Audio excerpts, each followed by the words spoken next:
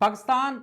کے جو کیپٹل ہے اسلام آباد، یہاں پر ہمیشہ سردیوں کی جب آمد ہوتی ہے تو ہمیں اس وقت پتہ چلتا ہے جب اسلام آباد کے ایکسپریس وے کے اوپر اور فیض آباد کے قریب اور 26 نمبر چنگی کے پاس کنٹینرز لگنا شروع ہو جاتے ہیں۔ جب موبائل سروس غائب ہونا شروع ہو جاتی ہے، رش بڑھ جاتا ہے، ایمبولینس سروس رک جاتی ہے، لوگوں کی مزدوری اور روزگار ختم ہو جاتا ہے، تو اسلام آباد میں لگتا ہے کہ سردی آ گئی ہے، کیونکہ تحریک لبیک پاکستان ایک مذہبی جماعت ہے، ہمیشہ اس موسم میں آ کر احتجاج کرتی ہے۔ ہمیں نہیں پتہ کہ وہ احتجاج کیوں کر رہے ہیں، کس مقصد کے لیے ہے، اچھا ہے یا برا ہے، ان کی مرضی، مگر اسلام آباد کے لوگوں کی زندگیاں اجیرن ہو جاتی ہیں۔ اسلام آباد میں 500 سے زائد کنٹینرز جو ہیں ریڈ زون کی سیکیورٹی کے لیے لگ چکے ہیں، 7,000 سیکیورٹی اہلکار تعینات ہو چکے ہیں، موبائل سروس